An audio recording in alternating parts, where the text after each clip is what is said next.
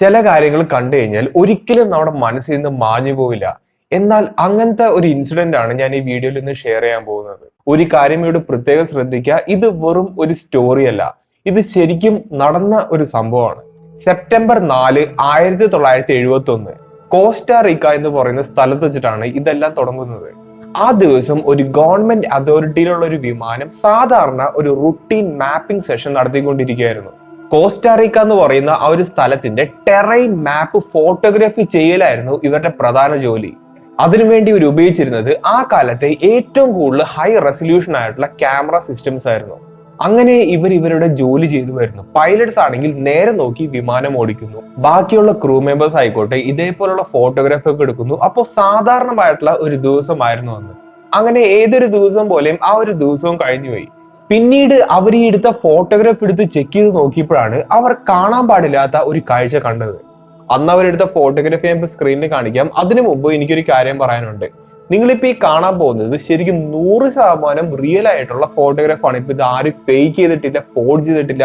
ഇത് 100% അവരെന്ന high resolution ക്യാമറയും കൊണ്ട് എന്താണോ പകർത്തിയത് അത് തന്നെയാണ് ഞാൻ ഇപ്പൊ സ്ക്രീനിൽ കാണിക്കാൻ പോകുന്നത്. നിങ്ങളിപ്പോ ഈ സ്ക്രീനിൽ കാണുന്നത് പോലെ തന്നെ കോസ്റ്റാറിക്ക ദ്വീപുകൾ നിങ്ങൾക്ക് കാണാൻ കഴിയും. അതുപോലെ തന്നെ വളരെയധികം ശാന്തമായിട്ടുള്ള കായലും നിങ്ങൾക്ക് കാണാൻ കഴിയും. അതോടൊപ്പം തന്നെ ഒരു അപരിചിതനായിട്ടുള്ള ഒരു വിസിറ്ററിനെ നമുക്ക് കാണാൻ കഴിയും. പറക്കും തളിയാന്ന് കേൾക്കുമ്പോൾ നമ്മുടെ മനസ്സിലേക്ക് വരുന്ന അതേ രൂപമാണ് നമുക്ക് ഈ ഒരു ഇമേജിൽ കാണാൻ കഴിയുന്നത്. അതായത് ഒരു വട്ടത്തിലുള്ള ഒരു ഷേപ്പാണ്, ഒരു മെറ്റാലിക് ഡിസ്ക് ഷേപ്പ് ഒബ്ജക്റ്റിനെ വളരെയധികം ക്ലിയർ ആയിട്ട് നമുക്ക് ഈ ഒരു ഇമേജിൽ കാണാൻ കഴിയും. അതോടൊപ്പം തന്നെ നിങ്ങൾ ഈ ഒരു ഇമേജ് സൂം ചെയ്ത് നോക്കുകയാണെങ്കിൽ അതിപ്പോ യൂട്യൂബിൽ തന്നെ നിങ്ങൾക്ക് സൂം ചെയ്ത് നോക്കാൻ പറ്റും. ഈ ഒബ്ജക്റ്റിന്റെ അരികു വശങ്ങൾ നിങ്ങൾക്ക് കാണാൻ കഴിയും. അതായത് 2 ലെയറിലായിട്ടുള്ളത് പോലെയാണ് നമുക്ക് ഇത് നോക്കിയാൽ കാണാൻ കഴിയുക. അതോടൊപ്പം തന്നെ ഈ ഒരു ഒബ്ജക്റ്റിന്റെ റിഫ്ലക്ഷൻ പാറ്റേൺ നോക്കുകയാണെങ്കിൽ ഇതൊരു കോണിക്കൽ ഷേപ്പ്, ഒരു കോൺ പോലത്തെ ഒരു ഷേപ്പ് ആണ് എന്നുള്ളൊരു കാര്യം നമുക്ക് മനസ്സിലാക്കാൻ കഴിയും. കുറച്ചുകൂടി എളുപ്പത്തിൽ ആലോചിക്കുകയാണെങ്കിൽ സാധാരണ ഒരു കറിപ്പാത്രത്തിന്റെ അടപ്പ് നിങ്ങൾ കണ്ടിട്ടില്ലേ, ഒരു സ്റ്റീലിന്റെ ഒക്കെ ടൈപ്പ് അടപ്പ് കണ്ടിട്ടില്ലേ? അപ്പോ അതിനോട് വളരെയധികം സാദൃശ്യം തോന്നിക്കുന്ന ഒരു രൂപമാണ് നമുക്ക് കാണാൻ കഴിയുന്നത്. പക്ഷെ ഇവിടുത്തെ ഏറ്റവും വലിയ കുഴപ്പം എന്താണെന്നറിയോ? ഇങ്ങനെ ഒരു ഒബ്ജക്റ്റ് ഈ വിമാനത്തിന്റെ അടിയിൽ കൂടെ പറന്നു പോയിട്ടുണ്ട് അല്ലെങ്കിൽ അവിടെ നിൽപ്പുണ്ടായിരുന്നു എന്നുള്ളൊരു കാര്യം ഈ ക്രൂ മെമ്പേഴ്സിന് ആർക്കും അറിയില്ല. ഈ വിമാനം പറത്തിയ ആൾക്കറിയില്ല, ഈ ഫോട്ടോഗ്രാഫ് എടുത്ത ആൾക്കറിയില്ല.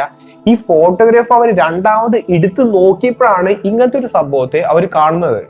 അതിന്റെ പ്രധാന കാരണം എന്താ വെച്ചാൽ ഈ കാലഘട്ടം എന്ന് പറയുന്നത് 1971 അന്ന് ഉപയോഗിച്ചു വന്നത് ഇത്തരത്തിലുള്ള ഫിലിം ബേസ്ഡ് ആയിട്ടുള്ള ക്യാമറാസ് ആയിരുന്നു. അതുകൊണ്ട് തന്നെ ഇതിനെ പ്രോസസ് ചെയ്തെടുത്താൽ മാത്രമാണ് നമുക്ക് ആ ഒരു ഇമേജ് ഔട്ട്പുട്ട് കാണാൻ കഴിയുള്ളൂ. ഇപ്പോ 2026 ഏപ്രിൽ മാസമാണ് ഈ ഒരു സംഭവം നടന്നിട്ട് ഇപ്പോ 55 വർഷങ്ങളായിട്ടുണ്ട്. നമ്മുടെ ലോകത്ത് ഇപ്പോ നാസയുണ്ട്, AAR ഉണ്ട്, ഒരുപാട് സയന്റിഫിക് എക്യുപ്മെന്റ്സ് ഉണ്ട്. ഒട്ടുമിക്ക രാജ്യങ്ങളിലും ഇത്തരത്തിലുള്ള UFOനൊക്കെ അനലൈസ് ചെയ്യാൻ വേണ്ടിയിട്ട് തന്നെ ഒരു ടീമുണ്ട്. അപ്പോ ഈ ലോകം ശരിക്കും പറഞ്ഞാൽ ഈ ഒരു സംഭവത്തിന് സജ്ജമായി നിൽക്കുന്ന ഒരു അവസ്ഥയാണ്. എന്നിട്ട് പോലും ഈ ഒരു ഡേറ്റ് വരെ എന്താണ് ഇവർ കാണുന്നത് എന്ന് ആർക്കും പറയാൻ കഴിഞ്ഞിട്ടില്ല. ലോകത്തിലെ ഏറ്റവും മികച്ച UFO ഫോട്ടോ ഇതാണ് എന്ന് പറഞ്ഞുകൊണ്ട് ഞാൻ കഴിഞ്ഞ ദിവസങ്ങളിൽ ഒരു വീഡിയോ ചെയ്തായിരുന്നു. അപ്പൊ കാണാത്തവർക്ക് വേണ്ടിയിട്ട് ഞാൻ ലിങ്ക് താഴെ കൊടുത്തേക്കാം. പക്ഷെ നിങ്ങളിപ്പോ ഈ കാണുന്ന ഈ ഒരു ഫോട്ടോഗ്രാഫ് എടുത്തത് 2 അനോണിമസ് ആയിട്ടുള്ള സാധാരണക്കാരാണെന്നുണ്ടെങ്കിൽ ഇപ്പോഴത്തെ ഈ ഒരു ഫോട്ടോഗ്രാഫ് എടുത്തിരിക്കുന്നത് ഗവൺമെന്റ് ഒഫീഷ്യൽസ് ആണ്. ഗവൺമെന്റിന്റെ സ്വന്തം എക്യുപ്മെന്റ്സ് ഉപയോഗിച്ചിട്ടാണ് ഈ ഒരു ഫോട്ടോഗ്രാഫ് എടുത്തിരിക്കുന്നത്. ഒരുപാട് ആൾക്കാർ എന്നോട് പേഴ്സണലി ചോദിക്കാറുണ്ട്, ഞാൻ എന്തുകൊണ്ടാണ് പറക്കും തളികൾ വിശ്വസിക്കുന്നത്, അത് വെറും കെട്ടുകഥകൾ മാത്രമല്ലേ എന്നുള്ളതൊക്കെ. അതിന്റെ പ്രധാന കാരണം ഇങ്ങനെയുള്ള ഒരുപാട് കാര്യങ്ങളാണ്.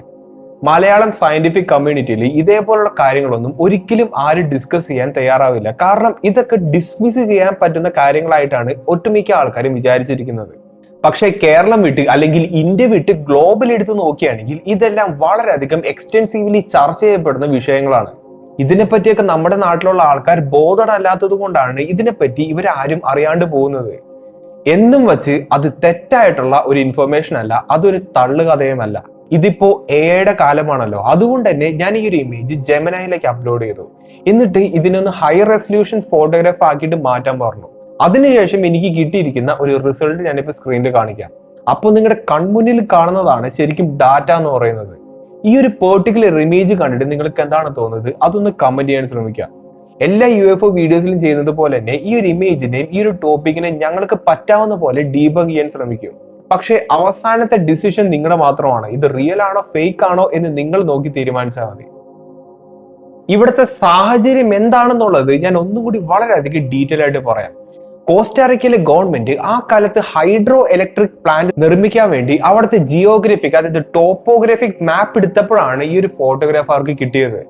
ഇവിടെ ഈ ചിത്രങ്ങളെല്ലാം എടുക്കാൻ ഉപയോഗിച്ചിരിക്കുന്നത് ആ കാലത്തെ ഏറ്റവും top of the line high precision cameras ആണ്.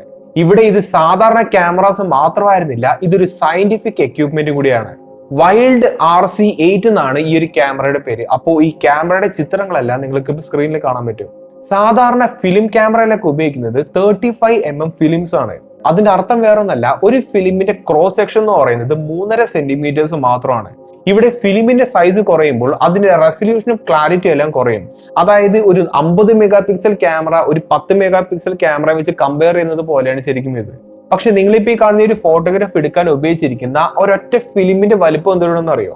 9x9 ഇഞ്ചാണ്. പെട്ടെന്ന് മനസ്സിലാക്കാൻ വേണ്ടി ഒരു ഐപാഡിന് അത്രയുള്ള ഫിലിമിലാണ് ഈ ഒരു ഫോട്ടോഗ്രാഫ് എടുത്തിരിക്കുന്നത്. ഇതൊരു ഏരിയൽ ടോപ്പോഗ്രഫിക് സർവേ ചെയ്തുകൊണ്ട് തന്നെ ഇവരുടെ ഏറ്റവും വലിയ ഉദ്ദേശം എന്താ വെച്ചാൽ ഒരൊറ്റ ഫ്രെയിമിന്റെ അകത്ത് മാക്സിമം ഉൾപ്പെടുത്തുക, മാക്സിമം ഡീറ്റെയിൽസ് എല്ലാം കളക്ട് ചെയ്യുക. അതിനു വേണ്ടിയിട്ടാണ് ഇത്ര അധികം ഹൈ റെസൊല്യൂഷൻ ആയിട്ടുള്ള ഫിലിമുകളെല്ലാം ആ കാലത്ത് ഉപയോഗിച്ചു വന്നത്. ഇവിടുത്തെ വർക്ക് ഫ്ലോ എങ്ങനെയാന്ന് വെച്ചാൽ ഈ വിമാനം 10,000 അടി ഉയരത്തിലൂടെയാണ് ഇങ്ങനെ പറന്നു പോയിക്കൊണ്ടിരുന്നത്. അപ്പോൾ ഓരോ 20 സെക്കൻഡ് കൂടുമ്പോഴും ഓരോരോ ഫോട്ടോഗ്രാഫ് വെച്ച് ഇങ്ങനെ എടുത്തുകൊണ്ടിരിക്കും. അതിന്റെ മീനിങ് എന്താ വെച്ചാൽ ഒരു ഫോട്ടോഗ്രാഫ് എടുത്തതിന് ശേഷം കറക്റ്റ് 20 സെക്കൻഡുകൾ കഴിയുമ്പോഴാണ് ആ ഫോട്ടോഗ്രാഫിന്റെ അറ്റത്തേക്ക് എത്തുള്ളൂ. അങ്ങനെ എടുത്തു പോവുകയാണെങ്കിൽ കോസ്റ്റാറിക്കയുടെ ഒരു ഹൈ റെസൊല്യൂഷൻ ഇമേജ് നമുക്ക് എടുക്കാൻ കഴിയും.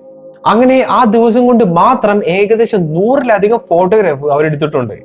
പിന്നീട് ഇവരുടെ ഈ ഒരു മിഷൻ കംപ്ലീറ്റ് ചെയ്യുകയും കുറച്ച് ദിവസങ്ങൾക്ക് ശേഷം ഇവർ ഈ ഒരു ഫിലിം ഡെവലപ്പ് ചെയ്ത് അത് ഫോട്ടോഗ്രാഫ് ആക്കുകയും ചെയ്തു. അപ്പോഴാണ് ഈ 100ഓളം ഫോട്ടോഗ്രാഫിൽ ഒരു ഫോട്ടോഗ്രാഫിൽ മാത്രം ഇത്തരത്തിലുള്ള ഒരു ഒബ്ജക്റ്റിനെ കാണാൻ കഴിയുന്നത്. ഇതിപ്പോ നിങ്ങൾ ഇങ്ങനെ ഒന്ന് ആലോചിച്ച് നോക്കാം. ഈ ഫോട്ടോഗ്രാഫിൽ കാണുന്ന ഈ ഒരു ഒബ്ജക്റ്റ് ഇല്ലേ, അതിപ്പോ ഒരു മങ്ങിയ പോലെ അല്ലെങ്കിൽ ഇങ്ങനെ സ്മഡ്ജ് ചെയ്തേക്കുന്നത് പോലെ അങ്ങനെ എന്തെങ്കിലുമൊക്കെ ആണെന്നുണ്ടെങ്കിൽ അത് പിന്നെ നമുക്ക് പറയാൻ പറ്റും. പക്ഷേ ഇത് വളരെയധികം ക്ലാരിറ്റി ഉണ്ട്.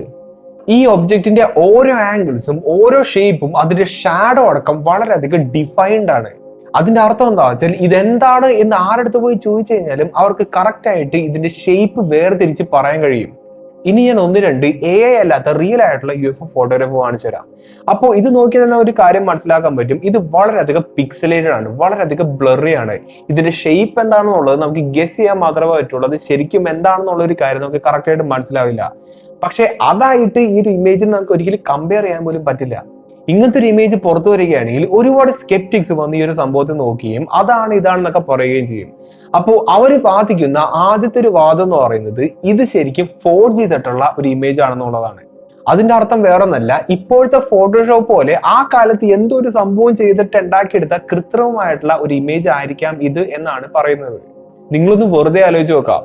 ഈ ഫോട്ടോഗ്രാഫ് വന്നിരിക്കുന്നത് ഒരു ഗവൺമെന്റ് ഫെസിലിറ്റി എന്നാണ്. അതുകൊണ്ട് തന്നെ ഇതിന് ചുറ്റുപാട് നടക്കുന്ന ഒരു റിസർച്ചും അനാലിസിസും പഠനങ്ങളുടെ എല്ലാം ഗ്രാവിറ്റി എന്തോരം ഉണ്ടാവുമെന്ന് നിങ്ങൾ ആലോചിച്ച് നോക്കാം. വളരെയധികം എക്സ്റ്റെൻസീവ്ലി സ്റ്റഡി ചെയ്തിട്ടുള്ള ഒരു ഫോട്ടോഗ്രാഫാണ് ഇത്.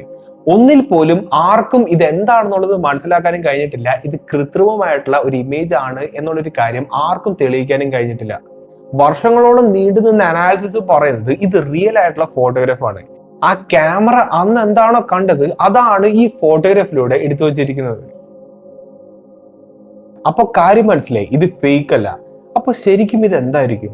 ഇത് ശരിക്കുള്ള പറക്കുംതളിയാണ് എന്ന് ഒട്ടുമിക്കവർക്കും ഡൈജസ്റ്റ് ചെയ്യാൻ വളരെയധികം ബുദ്ധിമുട്ടായിരിക്കും. അതുകൊണ്ട് തന്നെ പുതിയ ഒരു തിയറി വരുന്നുണ്ട്. വേറൊന്നല്ല, ഇവിടെ ഉപയോഗിച്ചിരിക്കുന്ന ആ ഐപാഡിന് അത്രയുള്ള ഒരു ഫിലിം ഇല്ലേ, അതിനെന്തോ ഒരു ഡിഫക്റ്റ് ഉണ്ടായിരുന്നു. അപ്പോൾ അത് കാരണമാണ് ഇങ്ങനത്തെ ഒരു സംഭവം നമുക്ക് കാണാൻ കഴിയുന്നത് എന്നാണ് ഈ ഒരു തിയറി പറയുന്നത്. ചിലപ്പോൾ ഈ ഒരു ഫിലിമിന്റെ മുകളിൽ എന്തെങ്കിലും ഒരു പൊടി വീണതായിരിക്കാം, അല്ലെങ്കിൽ എന്തെങ്കിലും ഒരു കെമിക്കൽ വീണായിരിക്കാം, ചിലപ്പോൾ ഒരു വെള്ളത്തിന്റെ തുള്ളി വീണായിരിക്കാം. അപ്പോൾ എന്ത് വേണമെങ്കിലും ആയിരിക്കാം. പക്ഷെ നിങ്ങൾ വേറൊരു കാര്യം ആലോചിക്കാം, ഇത് ഒരു സയന്റിഫിക് എക്യുപ്മെന്റ് ആണ്. അത് മാത്രമല്ല, ഈ ഒരു ടോപ്പോഗ്രഫിക് മാപ്പ് ഒക്കെ എടുക്കാന്ന് പറഞ്ഞു കഴിഞ്ഞാൽ അത് വളരെയധികം എക്സ്പെൻസീവ് ആയിട്ടുള്ള ഒരു കാര്യം കൂടിയാണ്. അതുകൊണ്ട് തന്നെ ഇവർ ഉപയോഗിക്കുന്ന ഫിലിമുകളെല്ലാം അത്ര അധികം ടെസ്റ്റ് ചെയ്തിട്ടും അത്ര അധികം ക്വാളിറ്റി അഷ്യൂർ ചെയ്തിട്ടായിരിക്കും ഉപയോഗിച്ചിട്ടുണ്ടാവുക. അതോടൊപ്പം തന്നെ ഇവിടെ ഏകദേശം 100-ലധികം ഫോട്ടോഗ്രാഫ് എടുത്തിട്ടുണ്ട്. ഒരൊറ്റ ഫോട്ടോയിൽ മാത്രമാണ് ഇങ്ങനത്തെ ഒരു ഇമേജ് നമുക്ക് കാണാൻ കഴിയുന്നത്. ചിലപ്പോൾ ഇതൊരു വേവിന്റെ പാറ്റേൺ ആയിരിക്കാം, അല്ലെങ്കിൽ ലൈറ്റ് റിഫ്ലക്ട് ചെയ്ത് ക്യാമറ ലെൻസിൽ വന്നതായിരിക്കാം, അല്ലെങ്കിൽ സോളാർ ഫ്ലെയർ അങ്ങനത്തെ എന്തെങ്കിലും ഒരു സംഭവം ആയിരിക്കാം. അപ്പൊ പല എക്സ്പ്ലനേഷനും ഇതിന് കൊടുക്കാൻ കഴിയുന്നുണ്ട്. പക്ഷെ ഒന്നും കൂടി നിങ്ങൾ ഈ ഒരു ഫോട്ടോ സൂം ചെയ്ത് നോക്കുക. ഇത് ശരിക്കും ഒരു ഒബ്ജക്റ്റ് തന്നെയാണ്. അതിന്റെ ഷാഡോയും അതിന്റെ ഒരു ഷാഡോയുടെ ഫോളും അതിന്റെ ഒരു കോണിക്കൽ ഷേപ്പും അതിന്റെ അരികും എല്ലാം കറക്റ്റ് ആയിട്ട് കൃത്യമായിട്ട് ഈ ഒരു ഇമേജിൽ നമുക്ക് കാണാൻ കഴിയും. ഇവിടെ സ്കെപ്റ്റിക്സ് തലങ്ങും വിലങ്ങും ഒരുപാട് പോസിബിലിറ്റീസ് ഇങ്ങനെ പറയുന്നുണ്ട്. പക്ഷെ എല്ലാത്തിനും ഒരുപാട് ലിമിറ്റേഷൻസ് ഉണ്ട്. ഇവര് പറയുന്ന ഈ പോസിബിലിറ്റീസിനൊന്നും ഇതിന്റെ ഈ ഒരു കൃത്യ ഷേപ്പിനെ എക്സ്പ്ലെയിൻ ചെയ്യാൻ കഴിയില്ല. ഈ പറക്കുന്ന കളിയാന്നൊക്കെ പറയുന്നത് ആ കാലത്ത് വളരെയധികം കോൺട്രവേഴ്ഷ്യൽ ആയിട്ട് നിൽക്കുന്ന ഒരു ടോപ്പിക് ആയിരുന്നു.